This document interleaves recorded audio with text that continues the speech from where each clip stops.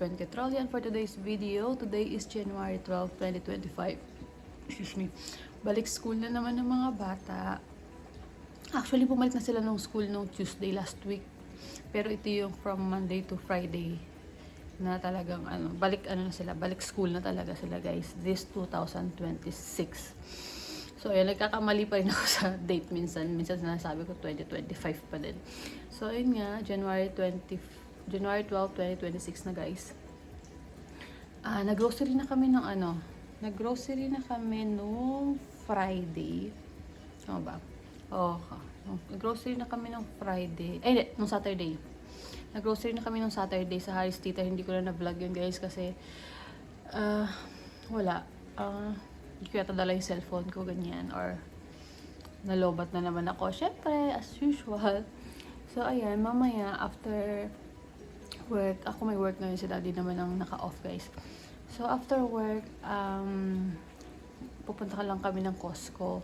Bibili kami ng, siguro mga meats lang, good for 2 weeks. Pero marami na kami nabili sa Harris Teeter, guys. So, ayan, tingnan natin yung ref. Ref tour na rin, guys, while ako ay nagluluto ng pagkain ng mga bata. So, ayan, ang ulam ng mga bata. Ulam na rin namin. Longganisa. Buti na lang talaga may na-orderan kami dito sa malapit lang sa amin. Pinoy din siya. Na-orderan namin ng longganisa. Kahit pa may talagang lasang Pinoy pa rin, guys. So, marami pa akong lulutuin food dyan. Kasi, yun nga, nagluluto na ako. Actually, ayan yung oras ngayon, guys. Pero advance ng 15 minutes yan. Siyempre, advance. Pero alam mo namang advance ng 15 minutes, kaya late pa rin ako lagi. So, ayan. Longganisa muna for today's video. For today's ganap. Yan. Pero mamaya dadagdagan ko pa yan, guys. Ayan, mag-ref tour na tayo. Tingnan natin kung ano pa yung mga bibili namin mamaya sa Costco. So, ito yung ref. Ayan yung laman ng ref as of now, guys. Actually, marami na kami napamili sa sa Costco. Ay, sa Costco. Sa Harris nung Friday. So, ayan. Ito yung mga napamili namin. Hindi ko na isa-isahin. Ayan, yung Red Baron, syempre ni ate. Ito yung maganda lang dun sa mga Harris, ganyan, sa Walmart. Meron kang mabibiling tingi. So, ito, 5 pizzas na sa loob. Then, bumili rin kami ng bacon. Ito, dun sa sinasabi kong longganisa, ayan, meron na siyang binibenta mga embutido, ganyan. So, kapag nami-miss namin mag-ulam-ulam ng guys, ng Filipino food, kahit paano sa kanya, meron siyang binibenta, which is good. Ayan yung laman niya ngayon.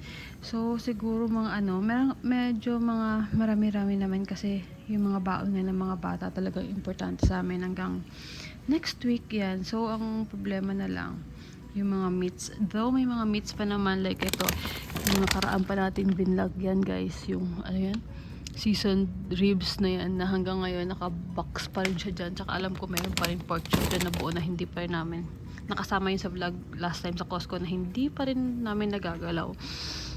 Ayan, hindi na tayo sa baba. Ayan, marami-rami ko naman itong mga pagkain dito. Mostly mga lang, yung mga mabibilis na lutuin. Yung mga binibili namin sa mga Harris or sa Walmart. Tapos, yung mga meats talaga na maramihan. Sa Costco kami kasi mas mura nga siya. Tapos, bumili rin kami ng itlog dun sa sa Harris. Hindi ko na naantay yung bumili sa guys. Sa Costco, mamaya kasi daw mayroon pa namang laman yung aming itlogan. Itlogan niya yun. Puno pa naman. Kaya lang, yun nga. Wala lang. Napabili lang din ako ng itlog. Tapos yan yung laman ng ref namin. Which is hindi na ako bibili ng mga inumin ng mga bata kasi nakabili na ako ng gatas ni Lupi, ng frap namin ni daddy. Actually si ate hindi siya masyado sa drinks Ayan, may Sprite pang adobo and everything na mga gulay-gulay. Maganda lang talaga sa Harris, guys. Ayan, yung mga gulay is pwede siyang bilhin ng tingi-tingi. Unlike sa Costco na bulk talaga, pwede mong bilhin doon. So, ayan guys, punta kami ng Costco after work. Galing work, sinundo ni daddy. And congrats pala sa mga pasok ng priority date, guys. So, mas ngayon, priority date for February is June 1. June 1 ba? June 1, 2023. Congratulations. May mga kakilala kami. Hi, Kit. May kakilala kami. Bukod doon, kay Kit, meron pa si Chay. Si Fernando. Napasok tayo ng priority date, guys. Kita-kits tayo dito sa US. Ayan, ayun. Dahil dyan, samahan nyo rin kami sa Costco.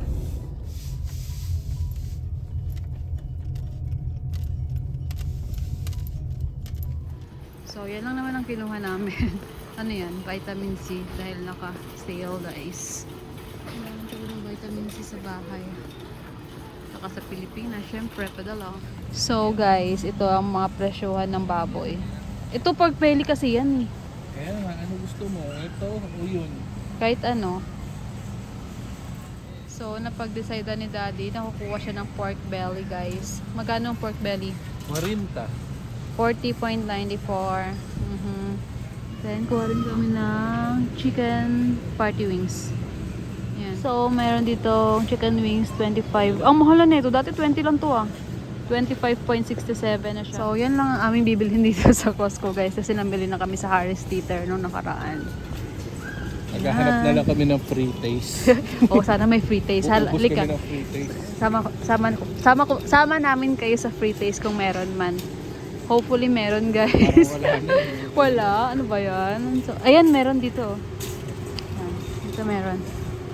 Ay, tubig. Ano ba yan? Free taste ng water. Ano ba yan? Panulak yan. Meron dito. Meron dito ang pa-free taste. Ay ba, yung puro tubig? Ano ba yan? Puro panulak. Walang pang ano, pambara. Pambara. Ito, Daddy, oh. Lamb shank. Herbs, the province. 7 lang.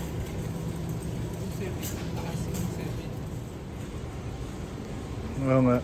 Pang matanda. 169, guys. Rocking chair. Bili na.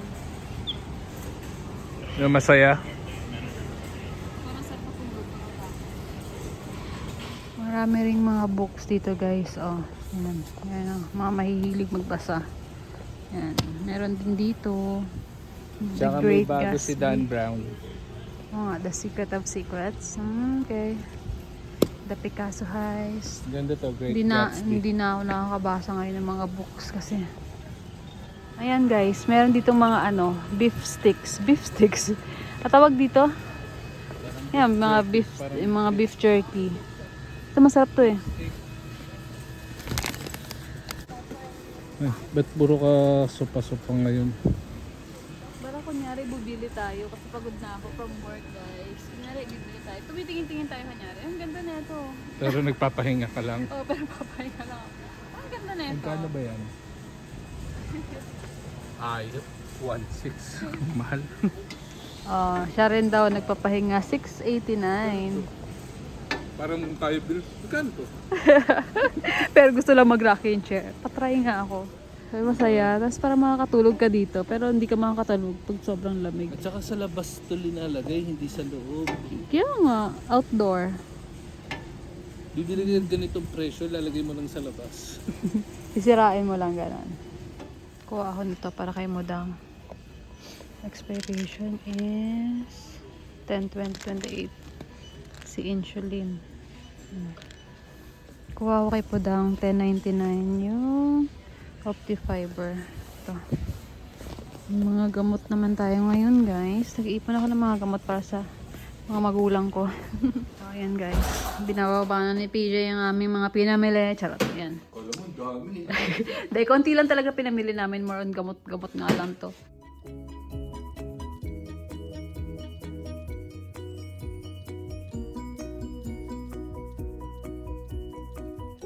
So, ayun guys, nakauwi na kami. Yun lang ang pinag-grocery namin. Konti lang, baboy lang, tsaka manok. Kasi nga, kapag ulit, nakapag-grocery na kami. So, ayun,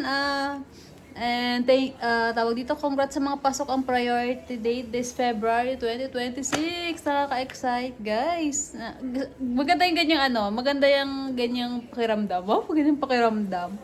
Yung ang tagal mo mag-antay, tapos ka na, magka-current ka na. Hopefully, tuloy-tuloy. Because you got a grapeseed. Grapeseed daw. So, yun sana, hopefully, magtuloy-tuloy ang usad nung priority date para lahat na kayo na nag-aantay is makapunta na rin dito, ganyan. So, ayun, ano pa ba? Ayun lang, yun lang yung mga, hindi ko masyado talaga, sorry, hindi ko na nag-video nyo sa Harris Teeter kasi nga, parang, walang video talaga. So, yun lang yung grocery namin ngayon sa Costco. Konti lang, guys.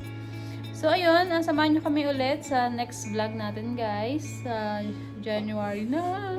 Thank you for watching this vlog. See you on our next vlog. Bye!